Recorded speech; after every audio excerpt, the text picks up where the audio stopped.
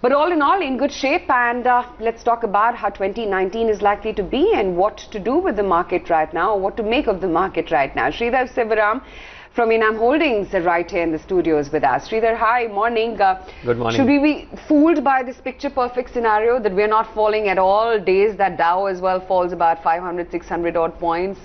Brent is doing okay, we are outperforming. Is it all happy-go-lucky right now? So as of now, it looks like we're climbing a lot of wall of worries. Yeah. A lot of uncertainty even for 2019.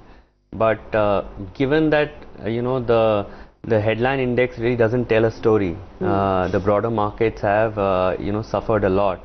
I think the base for 2019 is being set. Macros are improving, earnings expected to grow, and we've had these false starts for 4 years now. But still optimistic that finally FY 19-20 will see earnings recovery. So I stay constructive on the market. I think we could get some volatility during the course, but it's going to be a much better year than 2018 on the whole. I'm saying broader market itself. But will we see a repeat of October? When you say repeat of October, as in some sharp falls, you're saying? Yeah. I don't think we can rule that out, because we have an election in between and nobody can predict what happens there. And we've seen in the past that election results give short-term volatility to markets. But I'm not so worried about elections, because structurally if earnings grow and the macros are improving, then the markets eventually will follow those and not what happens in the election. We've seen that with 2004, 2009, 2014. So we have enough election results to say that it does matter in the short term, but not in the medium and long term. So I still remain constructive. Do you think a large part of the premise for the bounce back in India, as also in emerging markets, is a weaker currency, because that at some point in time gets more attractive? So the currency started to strengthen, and so for investors that also acts as a plus, because you get into the market when the market is down and the currency is weak. Yeah. So I would say keep in mind that emerging markets have had a fairly disastrous year, both in terms of performance, in terms of stocks and currency. I think the headline emerging markets down about 18%, MSCI dollar returns, and the larger markets like say China, Korea down 20-21%, Turkey is down 40%. So in this overall scheme of things, India has done reasonably okay. The headline index is down only about 10% dollar. Yeah. So we've done okay. I would say India's always been a defensive market when other markets are either tearing away, going up, or they are falling apart. India remains more insulated. So to that extent, FIs generally tend to favor India, because it's slightly more defensive. But on the currency part, I would agree that I'm not an expert on currency, but generally whatever I read is that given the strength that we've seen in the dollar for last 1 year, people are expecting that this will turn, and 2019 will be a good year for emerging markets, because the dollar strength will not continue for a while. Because if the dollar continues to strengthen, then money continues to move out. We've seen that emerging markets have had a significant outflow this year. Sure. If that continues, then that's not a great news for India.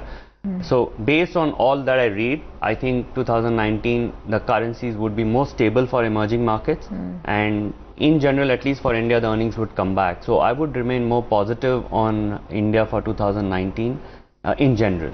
But then why are you saying, and I don't know, but you're saying the 2018 is going to be a volatile year? Is that what you...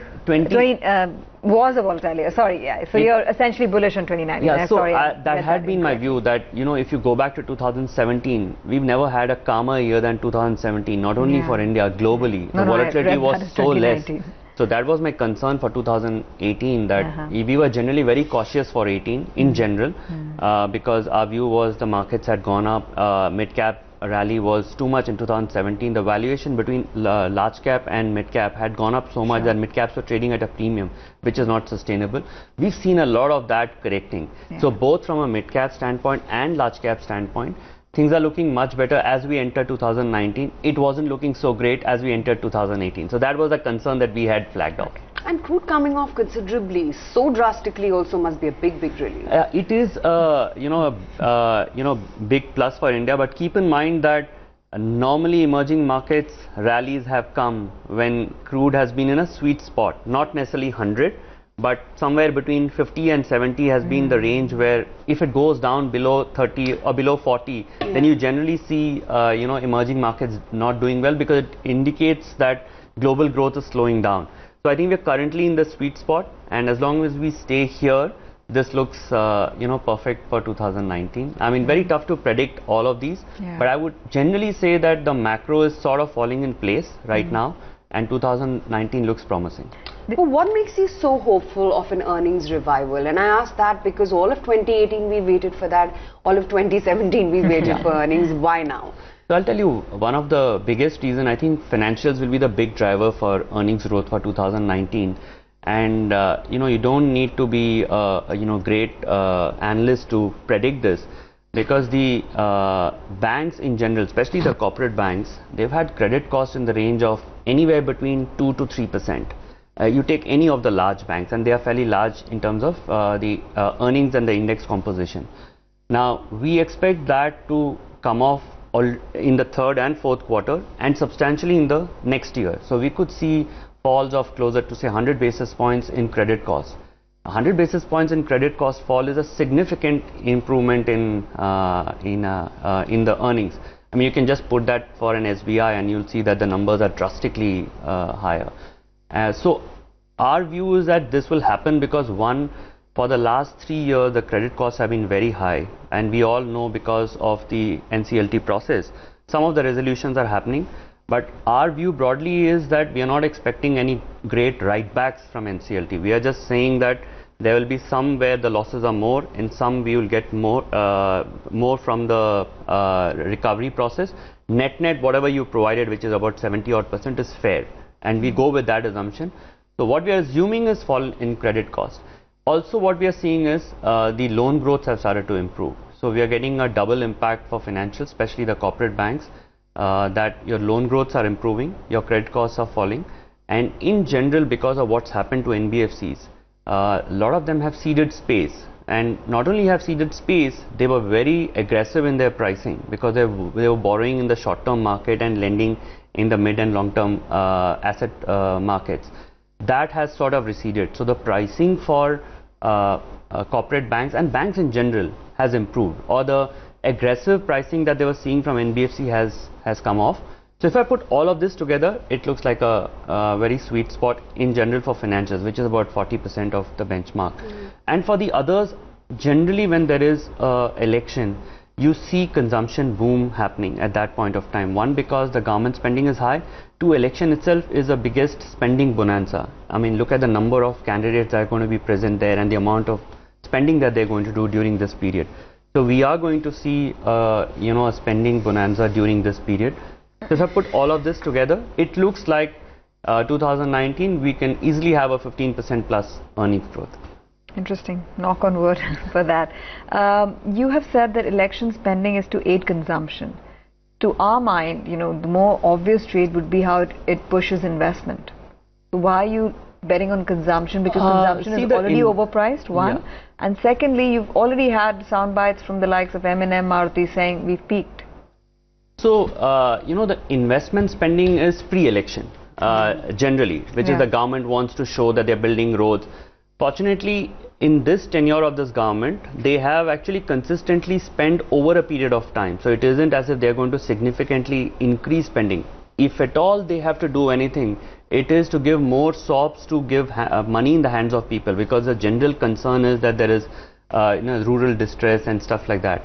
So I don't see significant increase in capital spending from the government. I do, because they've already done fair bit. So you look at the spending for roads, ports, airports, the metros that a lot of the state governments are doing. In general, the spending has been fairly significant. As far as the slowdown that we are seeing for, say, passenger vehicles or some bit in tractors, I think it is also a second derivative impact that we are seeing of the NBFC crisis. That many of these NBFCs were funding many of these, tractor and passenger vehicle growth, and they are seeing significant decrease in funding options for them. Even though many of them may come on your channel and say that everything is fine, but on the ground things are not fine. I mean, when they are doing their they're selling their asset book, especially on the securitization, the rates have gone up by 200 to 250 basis points. So is it the classic HULs that you're betting on? Are you being underweight within consumption? What are your overweights and underweights? So discretionary is where I would look at, because I don't think staples will make too much of a difference whether there's excess money in the hands of people or not. But discretionary is where it can make a difference. Durables, in general, that space I would definitely be bullish on. So since you're so bullish on the prospects of financials, and that's where you see recovery really coming in, but on the other hand, you're not really convinced whether the NBFC crisis is all sorted or not, or at least, your channel checks seem to be indicating that. Yeah. You must be pretty selective within financials then. Very much. In fact, I've been very cautious on housing finance companies for almost 1.5 years. I still am very cautious because I think the business models have to be questioned. Almost 20% is real estate, 20% is LAP. So only 60% roughly, this is an average, I'm not putting any one company under question right now, in general, and it's only about 60% is mortgage, and in that mortgage you have all the banks who are competing. Look at the rates that people are offering there. So it's very difficult for any HFC to actually make money out of mortgage. So they are actually making money out of the riskier book, which is the real estate and the LAP. And I can't think of any HFC actually declaring a large NPA on a real estate developer, but we all know they are stressed. So what is happening there? So in my view, the reporting standards of HFC is very poor. NHB is not a good regulator, and there are many people who've come and said that we need a AQR for NBFC and HFCs, and I completely second that. And in fact, Arvind Subramaniam went on to say that, and I think we need one. If we have to bail out all these companies, we should not waste this crisis. We need to ensure that we do a cleanup like we did for the banks. I mean, go back to 2.5 years, none of us agreed that the NPA numbers that these banks were declaring were the real ones. And our worst fears came true. I think it is the same for NBFCs and HFCs, and in particularly for HFCs because they are not under Reserve Bank. And I think there's a strong case for an AQR for HFCs. Absolutely. So what does it boil down to? SBI, ICICI Bank, HDFC all Bank, the banks, Bajaj Finance? All the banks. Good NBFCs still have good visibility. I don't see any issues with them as far as liability franchise is concerned. There are even good HFCs who follow good best practices.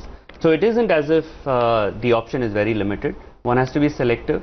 But given where valuations are for corporate banks, the risk reward is so in favor of you. I mean, I don't think you need to take too much of risk to make money for 2019. Your risk reward is completely in your favor. You just have to be patient. That's all I can say. All right. Thanks very much Thank you for joining us in our studios and giving us your perspective on the markets.